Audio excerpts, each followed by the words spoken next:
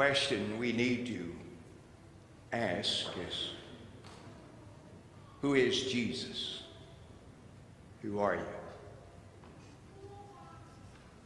I don't think it's nothing wrong with asking that question. The disciples really never did understand that. They asked many times throughout his ministry. You can read that in many different contexts and different stories in the Bible. Remind you, even as he was going up to heaven and they were around at the ascension, they were asking, is now the time? He did not understand. How many of you have ever watched CSI Miami? You know, when it first came on years ago, we used to watch it all the time. And my dear wife was sitting there one night and she says, why are they saying blue water, blue, blue, blue, blue? And I said, sweetheart, that's who are you? Who are you? But I can understand, because if you didn't know the song, then you would probably struggle with that a little bit, because they were showing that beautiful water and around Miami there, so it would make a lot of us try to understand it. If you look at the whole 16th chapter, we won't read all that, but I think we need to set a little bit of context. Jesus over and over again says there in verse 1 of the 16th chapter, then the Pharisees and the Sadducees came, testing him about that he would show them a sign about heaven. We know that in Corinthians, Paul said that over and over what the Jews wanted was another sign, and what the Greeks wanted was more information, more wisdom.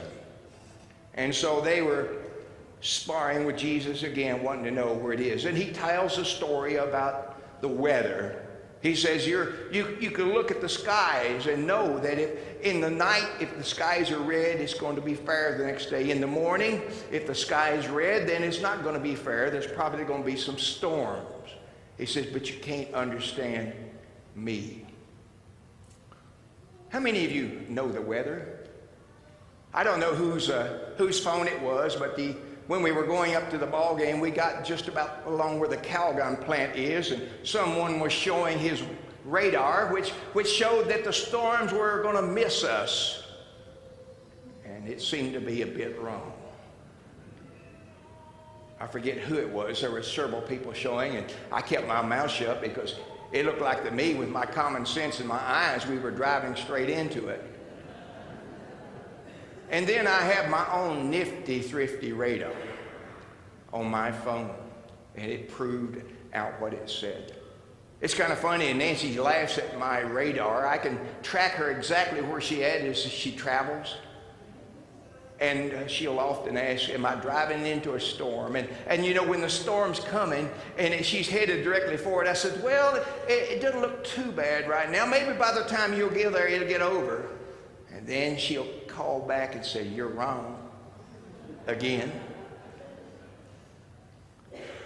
The story is told about a new Indian tribe, and they had a new progressive type of chief. And they went to the chief in the fall of the year, and they said, Chief, all the other chiefs have given us ideas what the winter is going to be like. What's the winter look like, Chief? And he says, I think it's going to be a cold winter. And you'd better gather firewood. So they began to gather firewood and get it in. And this chief was pretty progressive. He pulled out his iPhone and called the National Bureau of Weather, you know. He says, what's the winter going to look like? They say it's going to be a kind of a rough winter. So he goes back to his tribe and says, it's going to be a rough winter. You need to gather some more firewood. So after a week or two of gathering again, he pulls out his iPhone and calls the weather, the national weather, and they say it's going to be a real bad winter. We're predicting some bad stuff. So he goes back to his tribe and says, we need to gather more. We need to spend all of our time and effort of gathering firewood. And then a week or two passed, and he got outside of his teepee, and the wood was piled everywhere. And it just looked awful. So he goes back to his iPhone and calls the weather and says, is it going to be a bad winter? They said, it's probably going to be the worst winter we have ever had. And the chief said, well, I've been asking you, how do you know all that? He says, because the Indians are gathering wood upon wood upon wood.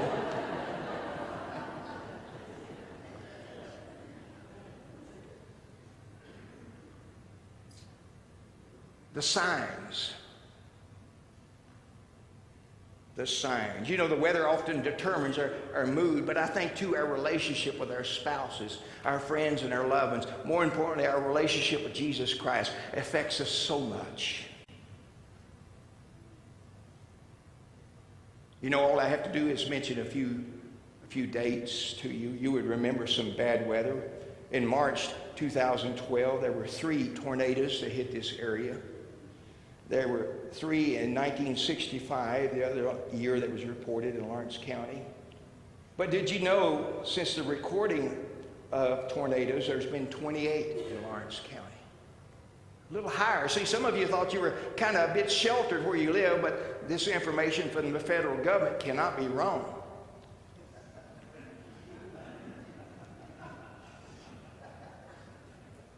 Sounds like some of you had dealt with federal government sometime. But the question is for all of us, who is Jesus? You see, also too in the 16th chapter, he's trying to explain to the Sadducees and Sadducees who he really is, and they're asking again in verse 4 for another sign. They're asking over and over again. And then the disciples get on board, and they kind of ask. And so Jesus turns the questions around in verse 13, and we'll pick up our text there. When Jesus came to the region of Caesarea Philippi, he asked his disciples, who do people say the Son of Man is? Who do the people say the Son of Man is? Who is he? Who is Jesus? Who is the Son of Man? And so they said, some say you're John the Baptist, others say Elijah, and others say Jeremiah, one of the prophets. In other words, they are linking him to what they know about prophets. But it also has the word some say.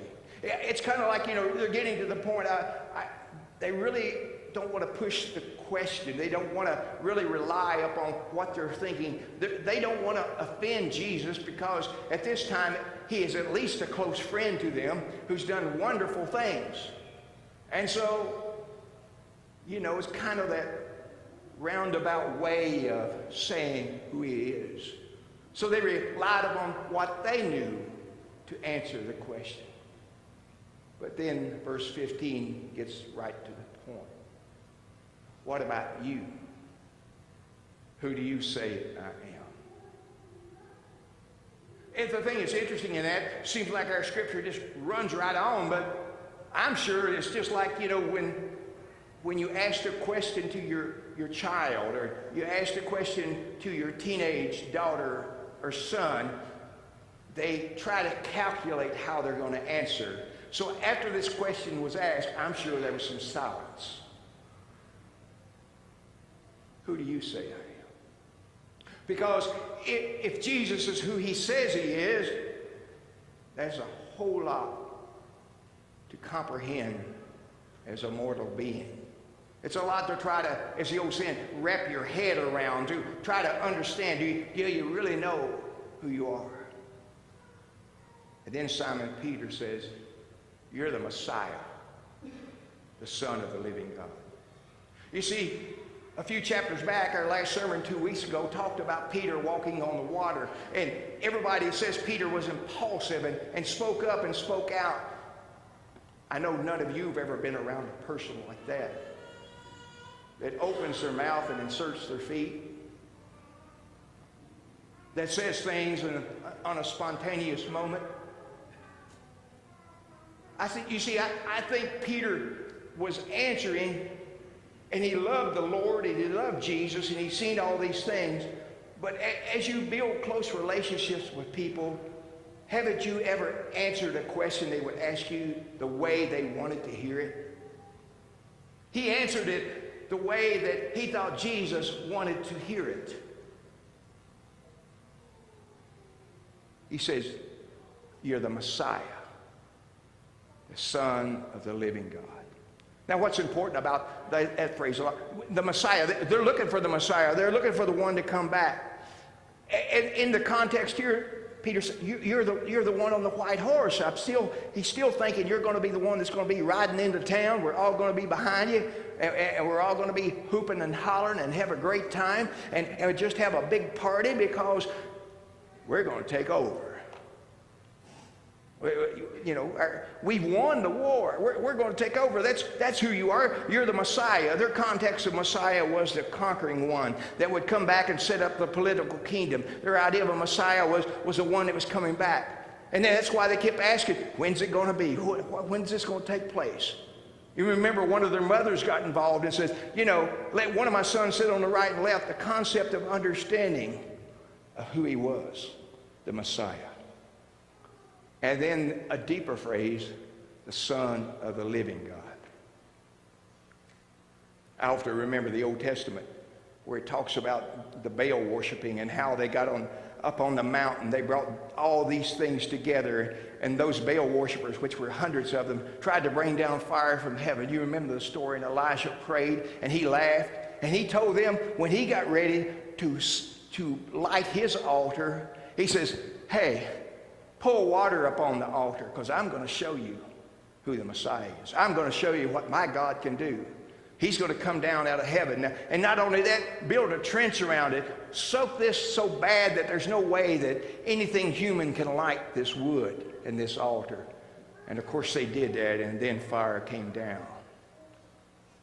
So they were likening him to the living God. The living God. And then he says, Jesus said, blessed are you, Simon, son of Jonah, for this is not revealed to you by flesh and blood, but by my Father in heaven. And I tell you that you are Peter, and on this rock I will build my church, and the gates of Hades will not overcome it. Now, the idea here is that you're out there, Peter. You're getting close. You're starting to understand. You're blessed. And because of your blessing, upon this I will build my church. The rock. Upon this rock. Actually, this word rock is unique. It's not just like a person. In the Greek, it talks about small pebbles. Upon this idea of working together. And it means a conglomeration of many come together to form one rock. And he says, with this in mind, what he's really saying, upon this rocks I will build my church. Upon this concept, upon you understanding who I am, my church will be built. The idea of church here too is not so much a structure as it is a concept of everybody understanding who Jesus is, their Savior. And the gates of hell will not overcome it. There's nothing on earth or in heaven or any place around can overcome this. There's nothing available. There's nothing, absolutely nothing. The gates of hell not only talks about hell itself, but it talks about all the demons and this, all of that idea of what hell is will not overcome it. I'll give you the keys of the kingdom. Whatever you bind on earth will be bound in heaven. Whatever you loose on earth will be loosed in heaven. Then he ordered disciples not to tell anyone that he was the Messiah. The key to the kingdom was this thought of understanding who Jesus is. With this in mind, there's nothing can bind you. With this in mind also, too, you can bind other things. In other words, with this in mind, you can understand all the things on earth and all the things in heaven. You know, I don't know everything about God and about scriptures. I don't know everything, but I thank God I'm not what I used to be because I know a lot more now than I did then. I'm glad that you know, I told the Lord that I would do anything he wanted me to do except go back to school. I know that some of you said that. I'll do anything you want me to do except the except clause, you know. I started back to school when I was 29 years old. Took the scenic route through college and seminary. In other words, it took me longer than anybody else. And the long and short of that, life got in the way a lot of times. A few semesters, I couldn't afford it. I'd stayed off and worked, things like that. But because God was working in me and through me, and I must admit, in spite of me, I was able to finish my education. Speaking of education, my uncle, Dr. Richard Howard, he taught at Eastern and at Moorhead, and he was very, very smart, very bright. He grew up, I think it's Floyd County, down at Blackie, and educated and worked his way through school. His wife was a school teacher, but he became a professor, very bright man. And so in our conversations with him sometimes, he would remind me that Christianity is nothing special. And keep in mind, this guy grew up in church. His wife was a devout Christian. His mother-in-law was the spouse of a preacher. And he was around religion all of his life. But he got into the educational field and seemed to realize that really Jesus was nothing more than a good example and a good person to emulate and follow, but it was nothing different than anybody else. No difference between our religion and others, because everybody's trying to reach karma, everybody's trying to reach love, and everybody's just trying to get along. Well, he told me that, and Lurley, his wife, was sitting there. I said, Lurley, what do you think about that? She says, I think he's an educated fool. She said he used to believe in God, but it seemed like education and his intellect is separating himself. And he didn't say a word to that one, folks. But anyway, the point is, what do you do with Jesus? He believed in Jesus, but Jesus was just an ordinary man. And the point is, over and over again, is you need to understand, who do you think Jesus is? What do people think Jesus is? And he says, who am I, Peter? And that's the important thing this morning. Who's Jesus to you individually? Who is he?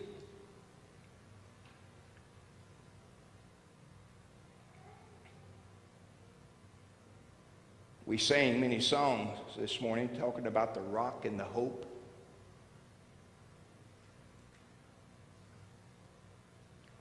There was a shipwreck not far offshore. And the people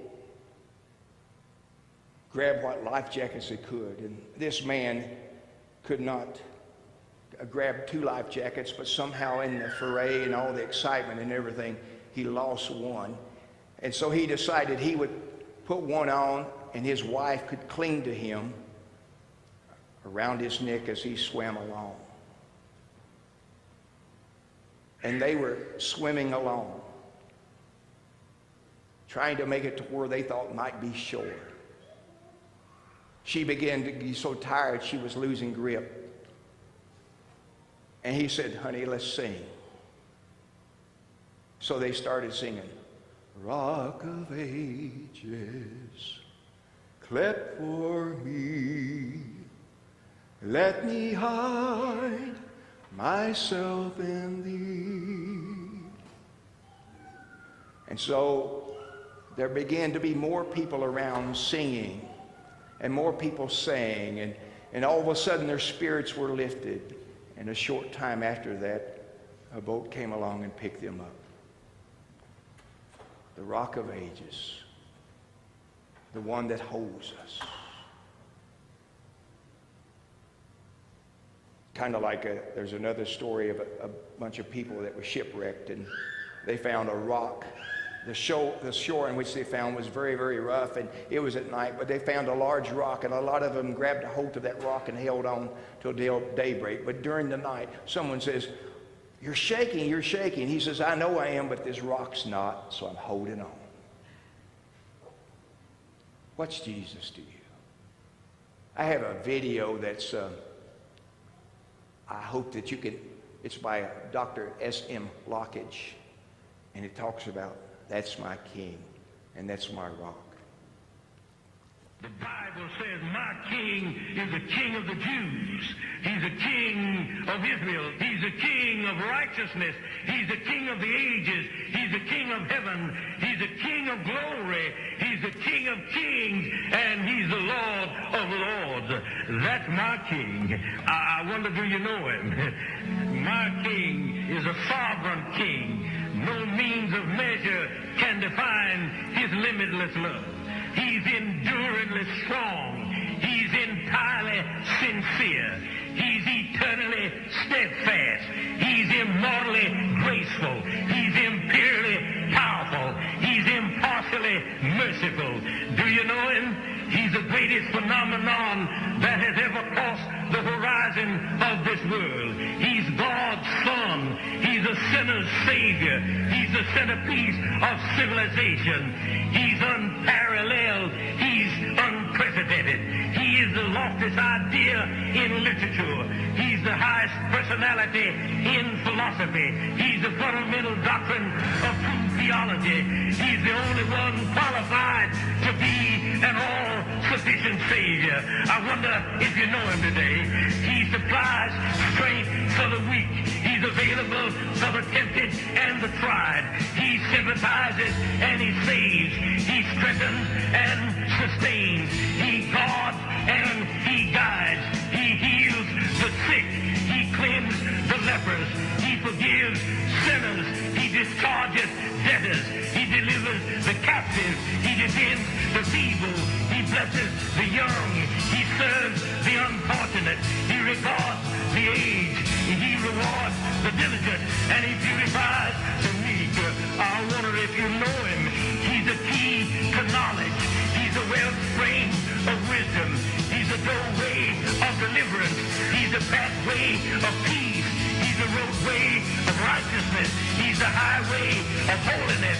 He's the gateway of glory. Do you know him? Well, his light is matchless. His goodness is limitless. His mercy is everlasting. His love never changes. His word is enough. His grace is sufficient. His reign is righteous. And his yoke is easy. And his burden is light. I wish I could describe him to you. He's indescribable. He's incomprehensible. He's invincible. He's irresistible. Well, you can't get him out of your mind. You can't get him off of your head. You can't outlive him, and you can't live without him. Well, the Pharisees couldn't stand him, but they found out they couldn't stop him. Pilate couldn't find any fault in him. Herod couldn't kill him. Death couldn't handle him, and the grave couldn't hold him. Yeah! That's my king. That's my king.